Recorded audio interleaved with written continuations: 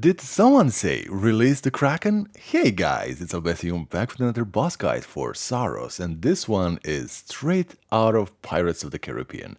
But we're gonna make him pretty damn simple. You know how this goes. Before I even think about asking you to click that like or subscribe button for me, please allow me a chance to earn that from you. With that being said, let's get in on this.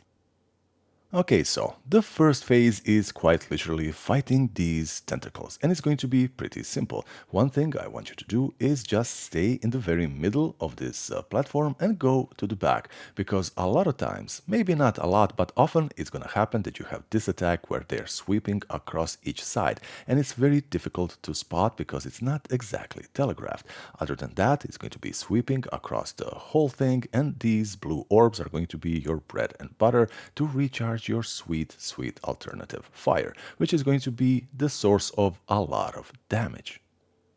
And then the actual first phase of the boss, well, it's still going to be pretty simple. He's going to have just one tricky attack, which is going to be the red orbs. And those are always, always tricky.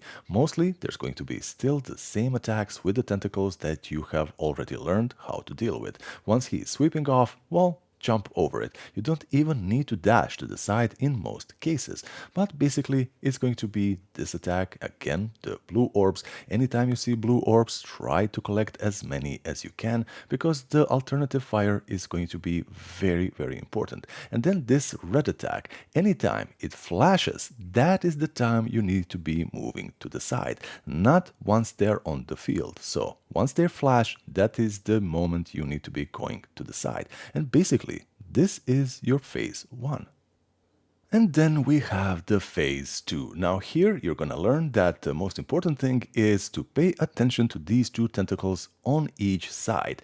Anytime he fires at you, it's going to be the secondary thing to these two tentacles. The tentacles, they are going to be closing the distance to you the fastest. So that should always be your priority in dodging, because the projectiles from him are always gonna take a little bit of time to just catch up. And then again, you see the same red projectile attack that still just has to flash, and then it's going to be homing in you. Now there's going to be one attack where he kind of opens up his entire middle, and this attack you can be dodging by simply going strafing to each side, jumping over or going under depending of the height that you're going to be making the judgment on the spot, and that's basically going to be it. But every time you're dealing with any attack from him, you need to be ready for the attacks from the tentacles themselves, and that's basically going to be your phase 2.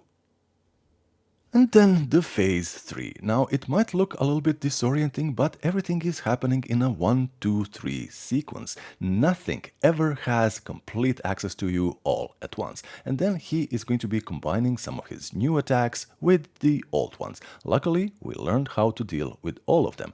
Red attacks, once they flash, that is going to be the cue to get out of there. And that middle attack, when he opens up and he's just shooting that spiral, well, that we already know how to do.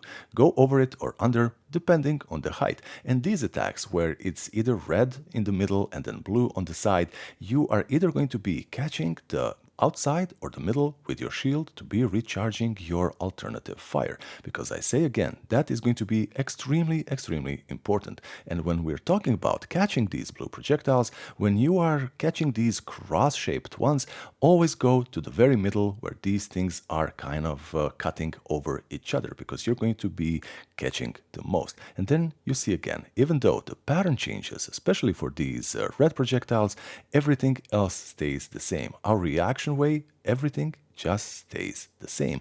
When it comes to the weapons, for God's sake, do not bring the shotgun.